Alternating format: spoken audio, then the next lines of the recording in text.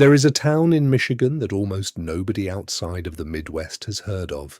It sits at the edge of a river where the water slows down before it meets the lake, and the light does something strange there in the late afternoon. It turns everything gold, the old wooden storefronts, the dune grass, the faces of people who have been coming back here for 30, 40, 50 years. They come back because something here is hard to name. They come back because in a world that keeps accelerating, Saugatuck refuses to move quite as fast. But that stillness is a lie. Or at least, it's more complicated than it looks, because underneath the charm, underneath the art galleries and the weekend crowds and the smell of fudge drifting out of doorways, something is being fought over. Something is being lost, and the people who love this place most are the ones who can't agree on what it should become. This is a story about a small town, but really it's a story about what we do to the places we love when we love them too much. Drive west from Chicago for 2 hours, follow the curve of Lake Michigan's eastern shore, and the landscape starts to change in a way that feels almost dreamlike. The interstate gives way to state roads, then county roads, then 2-lane stretches through forest, where the trees lean in close and the sun comes through in columns. You're moving through time without realizing it. The billboards disappear, the strip malls thin out, and then suddenly you crest a small rise and there it is, a cluster of Victorian buildings pressed against a river bend. A chain-link ferry crossing, a dune so enormous it looks geological, almost impossible, like something dropped here from another era. The town is called Saugatuck, population just over 1,000, and yet, on a summer weekend, it can feel like the whole world has decided to arrive at once. That tension between smallness and overflow, between local and tourist, between what a place is and what people need it to be, is the heartbeat of Saugatuck. You can feel it in almost every conversation if you know how to listen. The river here is the Kalamazoo. It's a name most people recognize from a saying, "from here to Kalamazoo," which is an old American idiom meaning somewhere far off, somewhere almost mythological. But the Kalamazoo River is real, and it's ancient by human standards, cutting through the western Michigan landscape for thousands of years before anyone thought to build a town at its mouth. It meets Lake Michigan just north of Saugatuck, in a place so beautiful it stops you mid-sentence. The lake is massive out there, more ocean than lake, horizon swallowing everything, the water a cold and shifting blue-green that has no single name. The Potawatomi people knew this place long before Europeans arrived. They moved through this landscape seasonally, following food sources, reading the water and the shoreline. They understood the dunes not as scenery but as geography, as language, as home. The Ottawa were here too. The land at the mouth of the Kalamazoo was meeting ground, trading ground, sacred ground, in the oldest sense of the word, a place where different peoples came together because the land itself invited it. When the Europeans came, they brought a different relationship with land. They looked at the river and saw transportation. They looked at the trees and saw lumber. Western Michigan in the early 19th century was one of the great timber frontiers of North America, and towns like Saugatuck, then called simply Singapore for a brief period before the name changed and the original settlement disappeared, existed to feed the hunger of expanding cities. The forests were stripped methodically, the logs floated down river, milled and shipped across the lake to Chicago and beyond. It was an economy built entirely on taking, and like all such economies, it had an end point. By the late 1800s, the trees were mostly gone. The sawmills went quiet. And the town, which had briefly imagined itself as a great port city, faced what so many industrial towns face when the resource runs out: the question of what comes next. What came next is where Saugatuck's story gets interesting. While other lumber towns in the region simply faded, rotted back into the forest, became footnotes in county histories, Saugatuck found a different kind of reinvention. Artists arrived, first a few, then more. The Chicago Art Institute began, sending students here in the summers, drawn by the light and the landscape and the cheap living that came with a town that had run out of economic purpose. The Oxbow School of Art, established in 1910, became one of the oldest artist residency programs in the United States. The dunes, the river, the lake, all of it became subject matter, canvas, inspiration. There is something philosophically interesting about this. When human industry exhausts a landscape, the landscape doesn't disappear. It becomes something else. Sometimes it becomes a wound. Sometimes, if the wound heals, it becomes art. Saugatuck is a case study in the second possibility. The same natural features that made it useful for lumber, the river access, the sheltered harbour, the proximity to great quantities of fresh water, made it beautiful when the industrial urgency lifted and people had time to simply look. The artists who came here weren't weekend hobbyists. They were serious, ambitious, often European-trained painters and sculptors who had come to America and needed somewhere to work. They painted the dunes with the same intensity that Dutch masters painted canal scenes. They found in this pocket of western Michigan a grandeur that didn't require the Alps or the Mediterranean. The light here, that golden haze quality of Great Lakes afternoons, gave their canvases something they couldn't manufacture, something true. And so Saugatuck became an art town, slowly, then all at once. The galleries followed the artists, the restaurants followed the galleries, the tourists followed all of it. Walk through Saugatuck on a Wednesday afternoon in July, and you'll pass maybe 20 galleries in 3 blocks. Pottery studios, glassblowers, painters working behind plate glass windows so passers-by can watch.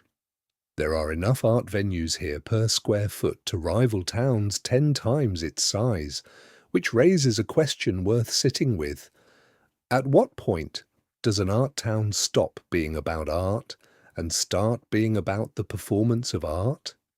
It's an uncomfortable thing to ask. The artists here are real. The galleries are real, the craft is genuine, but the audience that sustains all of it is, increasingly, not other artists or serious collectors. It's weekend tourists from Chicago, from Detroit, from Grand Rapids, people with disposable income and a need to feel cultured on their vacation. They buy paintings they hang in suburban dining rooms, they buy pottery they use twice and then display. There's nothing wrong with any of this. People finding beauty is always a good thing. But the economics of making art for the weekend crowd are different from the economics of making art for the love of form. Some of the older gallerists in town will talk about this quietly, if you ask the right way. The price points have gone up because the land costs have gone up. The work that sells is the work that matches a certain interior design aesthetic, blues and greens, lake scenes, abstract dunes. The harder, stranger work doesn't move as easily, and so there's a gentle gravitational pull always toward the beautiful and the comfortable and away from the challenging and the true. This is not unique to Saugatuck. It happens everywhere culture and commerce share a neighborhood, but here it feels particularly acute because the artistic identity is so central to what the town claims to be. Then there is the other thing, the thing that makes Saugatuck unusual in a different register entirely. Since at least the 1970s, Saugatuck has been known throughout the Midwest as a welcoming place for LGBTQ travelers. In a region where that was, and in many surrounding areas still is, a radical thing to be, Saugatuck became a kind of haven.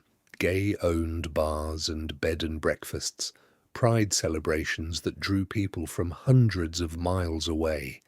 A general understanding that here, along this stretch of river, the rules were different. You could exist without apology. How does that happen in a small Michigan town? The answer is complicated and probably incomplete, no matter how many people you ask. Part of it was the artist history. Art communities have long been more tolerant of difference by nature. Part of it was the transient character of a tourist town where people passing through are less subject to the social enforcement mechanisms of tight communities. Part of it was probably just one or two specific people, bar owners or property owners or just ordinary residents, who decided to be welcoming in a concrete way, and that decision accumulated into a culture. The LGBTQ identity of Saugatuck is inseparable from its story now. It's part of why people come.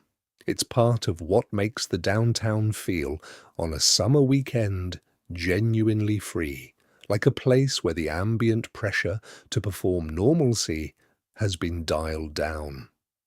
There's a looseness in the crowds. People are dressed in ways that suggest they're being themselves rather than managing an impression. But this too has its complications. Some long-time residents, particularly in the more conservative neighbouring communities in Douglas, across the bridge, in the townships beyond, have never fully made peace with what Saugatuck became. The tension doesn't usually surface as outright hostility. This isn't that kind of story. It's more like a long, unspoken negotiation. Who owns the character of a place? The people who were born there? The people who moved there because it felt like home? The people who come through on weekends and spend their money and leave? There are no clean answers. The town holds all these claims simultaneously, uneasily, in the way that honest places always do.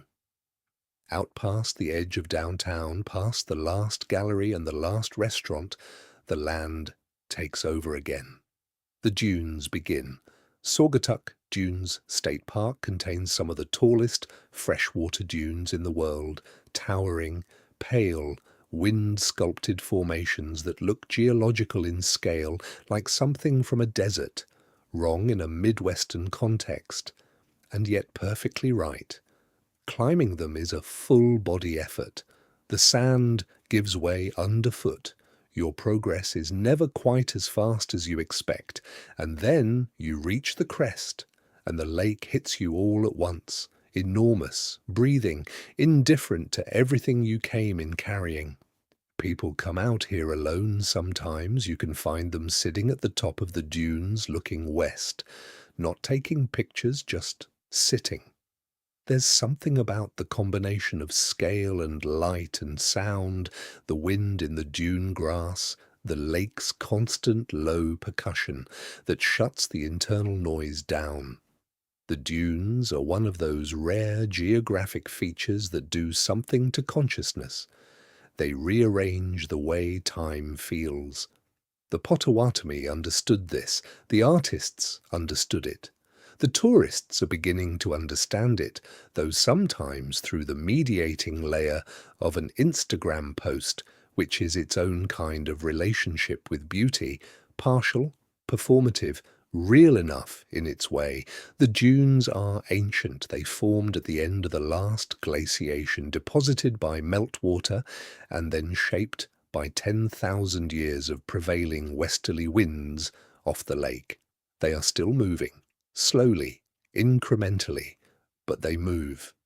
The dune grass that holds them in place is fragile. One careless footpath can begin an erosion that takes decades to heal. There are trails here marked precisely because the margin of error is so small. One wrong turn off the path and you're contributing to destruction you'll never see the end of. Which is, if you let it be, a pretty good metaphor for what tourism does to places like Saugatuck. The economics of a tourist town are strange and specific and worth understanding because they shape everything. In Saugatuck, the visitor economy is not incidental. It is the economy. The shops, the restaurants, the bed and breakfasts, the galleries, the ferry, the kayak rentals, almost everything that keeps the town commercially alive depends on people arriving from outside and spending money while they're here. This creates a structural dependency that makes the town's relationship with tourism something more than ambivalent. It's existential. Without the summer visitors, the math doesn't work. The charming storefronts don't sustain themselves. The galleries close. The restaurants thin out. The town becomes what so many similar places have become in Michigan and across the Rust Belt. A shell of former intention kept alive by retirees and stubborn locals. Beautiful in an elegiac way, but no longer quite functional.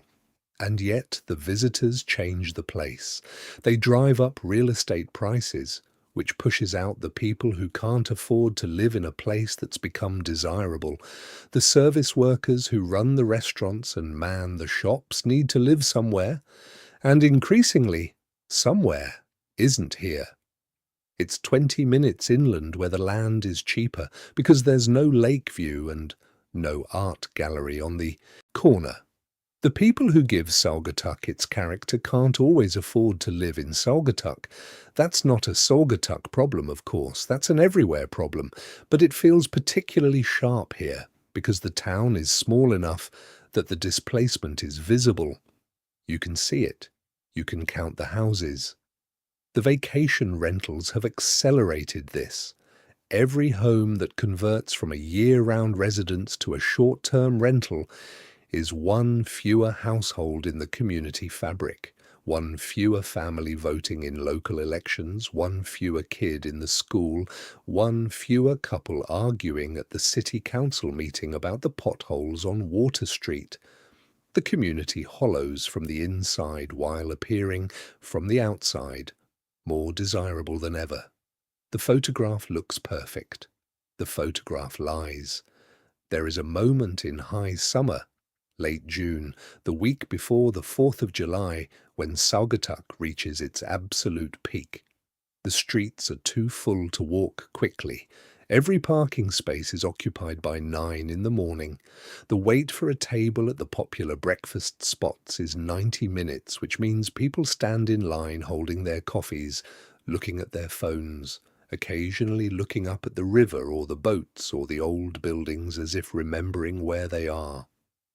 The chain ferry, which runs on a hand-pulled cable and is one of the last of its kind in the United States, moves back and forth across the Kalamazoo, carrying people to the beach on the other side, the operator working the wheel with practiced efficiency, utterly unbothered by the crowds because this is just Tuesday to him. You can learn a lot about a place by watching the people who actually live there move through it. They have a different quality of attention. They know which streets to avoid and when. They shop in the early morning or the off-season. Some of them wear expressions of mild, resigned amusement at the tourist presence, the look of someone watching a party in their own living room that they didn't exactly throw. Others are genuinely hospitable, happy to see the energy and the life and the economic circulation. Others still are just tired, quietly, in the way that people who work service jobs in tourist towns get tired, which is a specific kind of exhaustion that includes both physical depletion and the sustained effort of performing cheerfulness for people who are on vacation while you are emphatically not. The locals who've been here the longest sometimes talk about September with a reverence usually reserved for religious experiences. September, when the crowds leave, when the town returns to itself, When you can walk across the bridge without sidling past strollers and stop in the middle and just look at the river for as long as you want, undisturbed.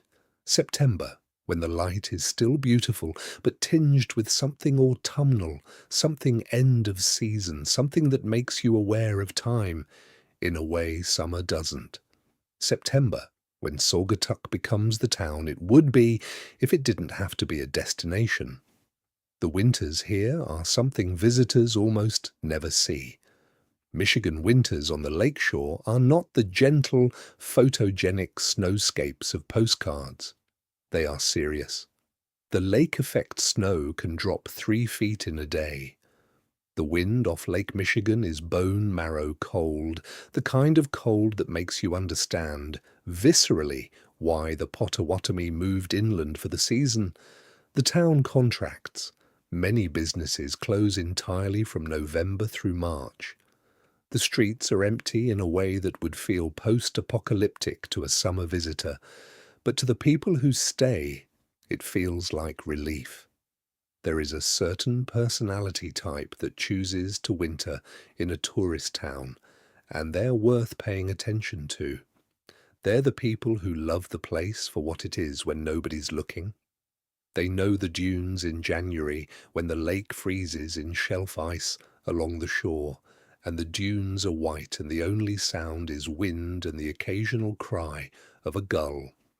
They know the river in February running dark and fast between ice-edged banks.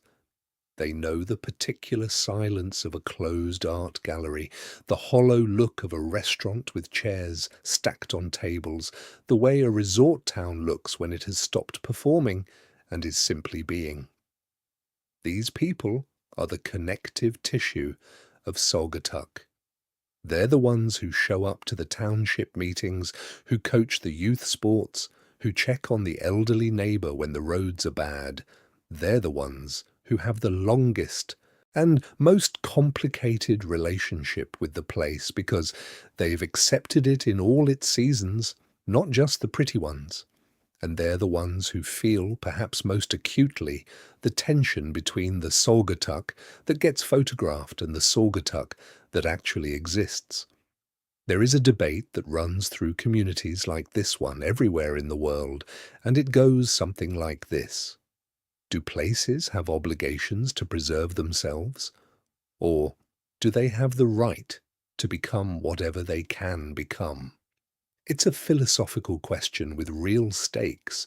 When a fishing village becomes a resort town, when an industrial port becomes a cultural destination, when a rural community becomes an exurban enclave, something is gained and something is lost.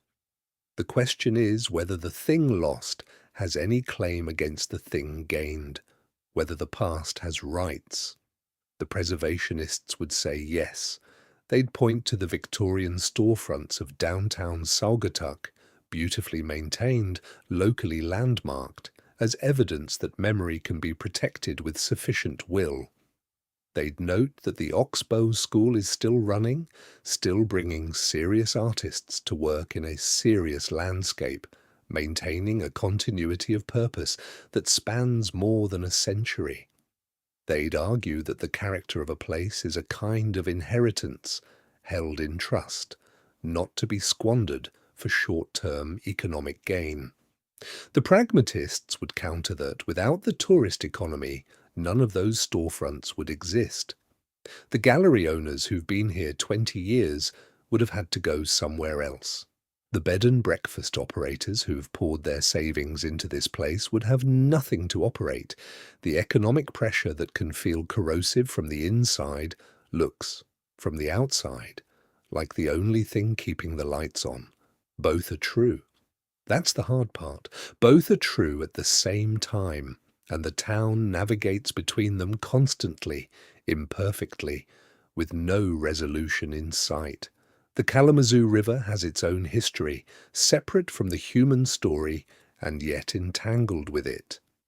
In 2010, a pipeline rupture released more than 1 million gallons of crude oil into the river upstream, one of the largest inland oil spills in American history. The cleanup took years and cost over $1 billion and is still, in some ways, ongoing.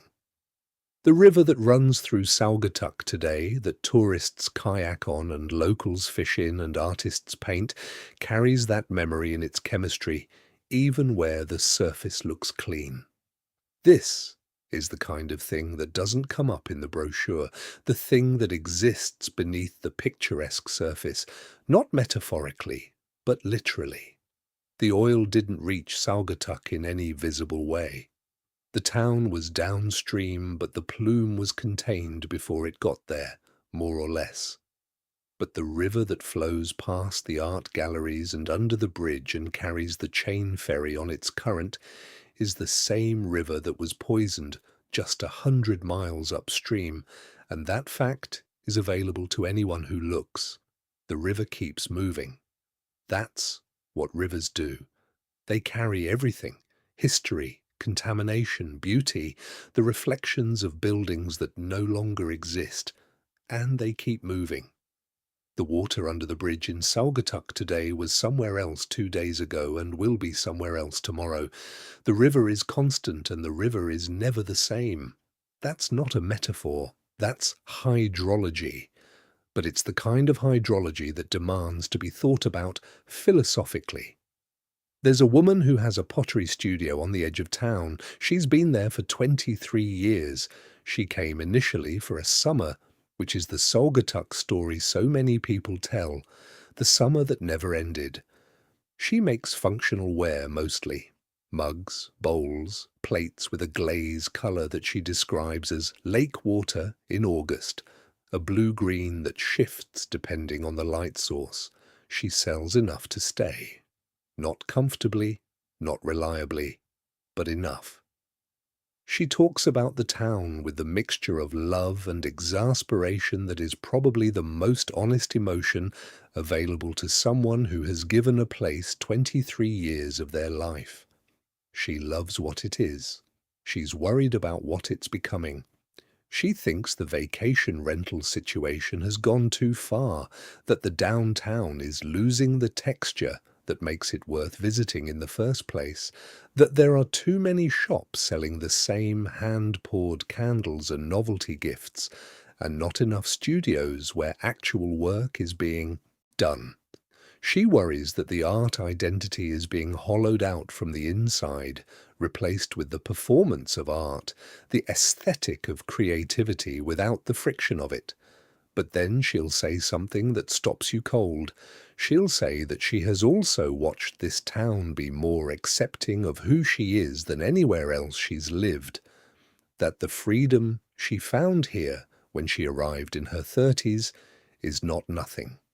That community is not just made of economics and demographics.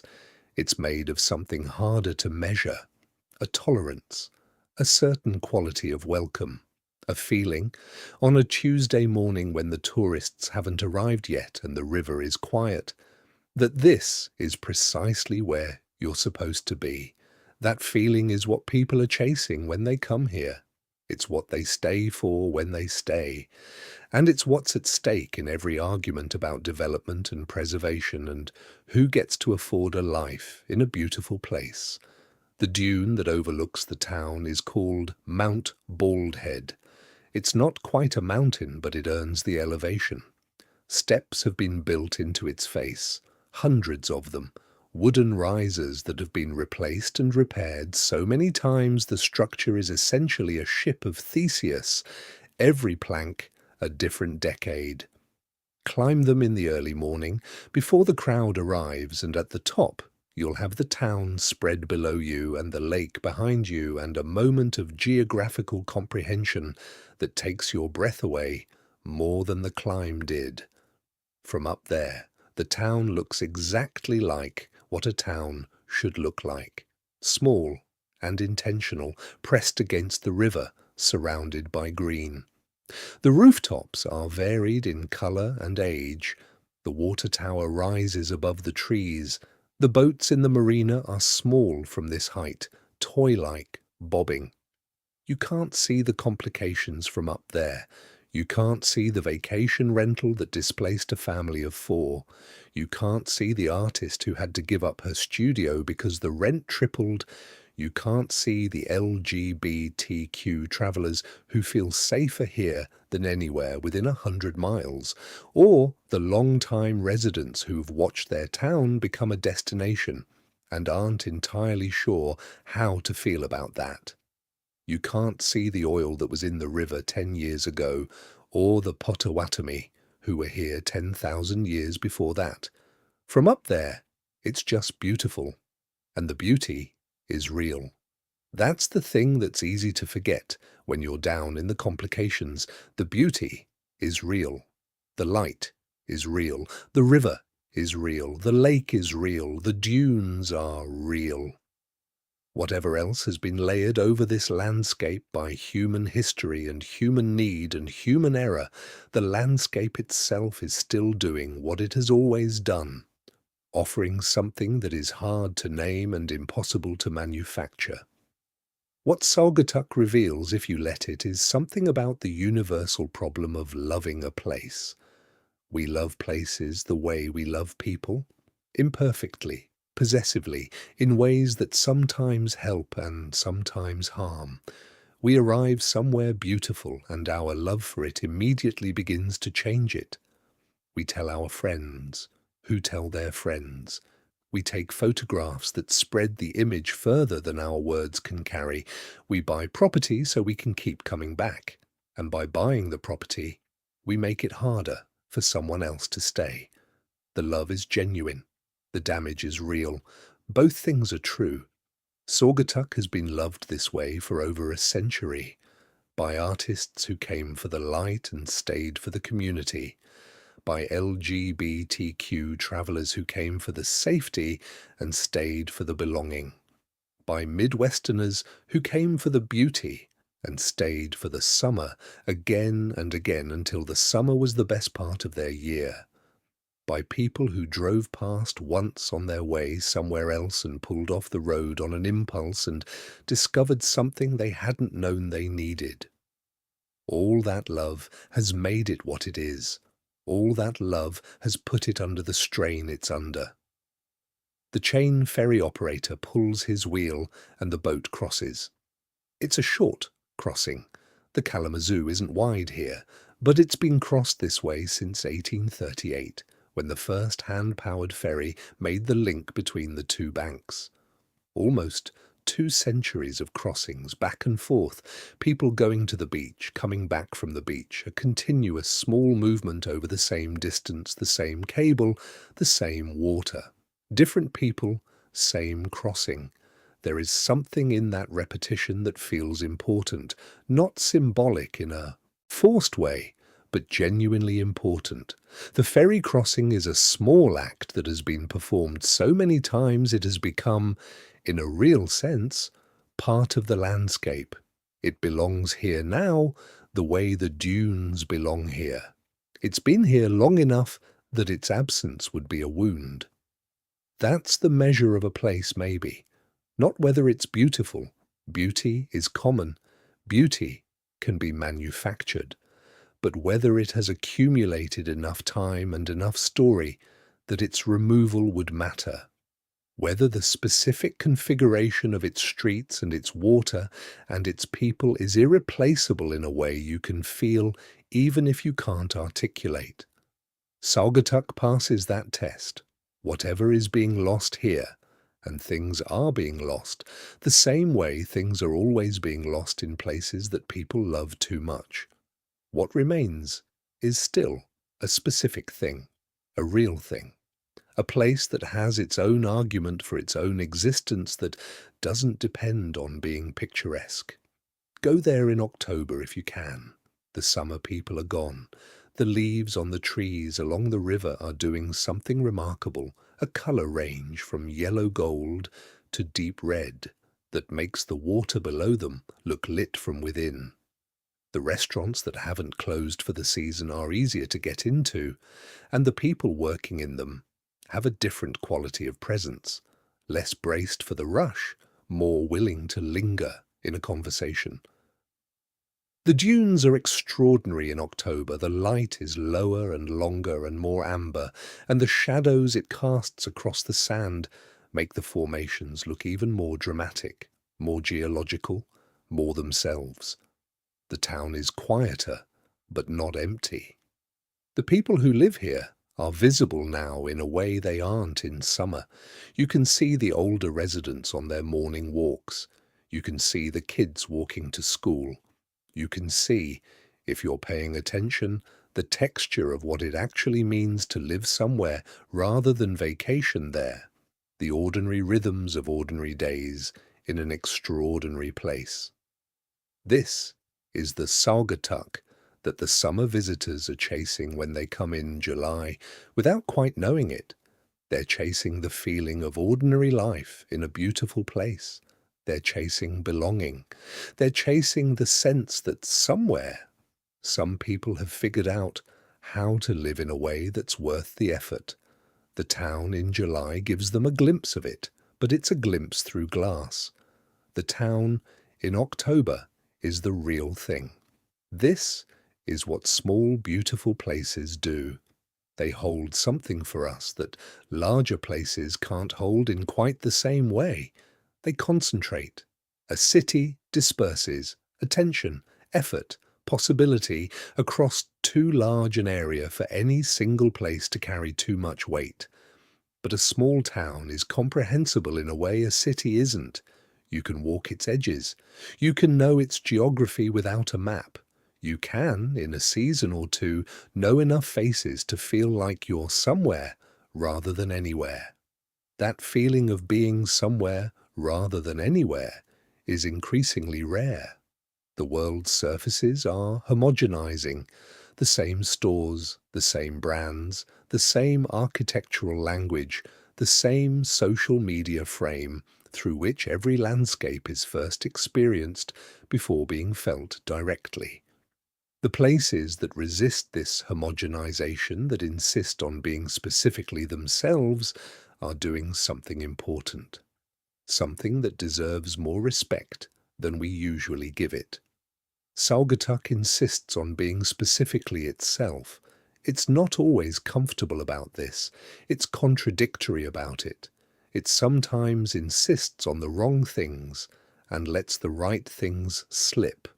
But the insistence is there, in the Victorian storefronts that have been maintained through difficulty, in the art school that has continued for more than a century, in the community that formed around a different way of being in the world and decided to stay. The last light of day on a summer evening turns the river into something molten. The boats move through it slowly, leaving long gold wakes. The chain ferry makes its last crossing, the operator's silhouette working the wheel against the brightness.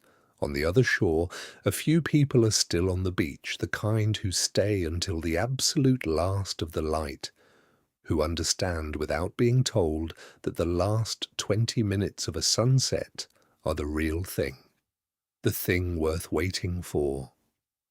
They sit on the beach looking west at the lake. The lake is holding the light now, the way it always holds the light, reflecting it, extending it, turning what should be darkness into a long blue-grey twilight that lasts longer than any light has a right to last this far north. The dunes are dark now except at their crests, where the light is catching the grass. The sky is doing complicated things. The people on the beach don't take pictures, or some of them do, and then they put the phone away, which is the right sequence. They take the picture, and then they sit with the actual experience, which the picture will not be able to contain. They sit with it until it's gone. Then they get up and walk back across the sand, up the steps of the dune, down into the town, past the galleries and the restaurants and the shops, with their lights coming on as the dark comes down. They get in their cars and they leave, back to Chicago or Grand Rapids or wherever they came from. And the town gets a little quieter, and the people who live there come out a little more fully into their own space. And the river keeps moving. the way rivers do, carrying everything forward into the dark without comment. In the morning, it will start again. The visitors will arrive. The ferry will begin its crossings. The galleries will open. The line at the breakfast place will form by 8, and Saugatuck will be, once again, what it is to the people who need it to be something: a destination, a refuge, a postcard, a getaway, a place where a certain kind of life seems possible, even if you can only afford to believe in it for a weekend. But the town itself is not the destination. It never has been. The destination is whatever it is that people are trying to find when they come here. The thing they can't name in advance and can only recognize when they find it. The stillness at the top of the dune, the particular quality of light on water at 6 in the evening, the feeling that somewhere in the world things are arranged in a way that makes sense. Whether that feeling is honest or whether it's something the beautiful landscape lends to the complicated human reality beneath it, that is a question Saugatuck doesn't answer. It sits with the question the way it sits with everything, quietly, at the edge of a river, at the edge of a lake, at the edge of something large enough to make you feel small in a way that is, somehow, a relief. Some places just do that to you. You arrive carrying everything: the noise, the speed, the accumulated weight of everywhere you've been, and you stand at the edge of the water, and something in the scale of it, something in the light and the wind and the age of the dunes behind you, reaches in and rearranges something. You don't leave fixed. That's not what happens. You leave quieter, which is different. You leave with a better sense of proportion. You leave knowing that a river runs to a lake and a lake holds more light than seems possible, and that somewhere on its shore a small town has been trying for over a century to figure out how to be worth the love that keeps being poured into it. It hasn't figured it out yet, neither have we. But the trying matters, the staying matters, the early morning walk before the crowds arrive, the potter's wheel turning, the chain ferry crossing back and forth and back and forth. All of it matters in the way that small, repeated human gestures matter when they accumulate into something that outlasts any individual instance of them. The river keeps moving. The dunes keep shifting, inch by inch, imperceptibly. The light keeps coming back. And somewhere in western Michigan, a town that almost nobody outside the Midwest has heard of keeps insisting quietly on being exactly what it is. That insistence is the whole story. That insistence is everything.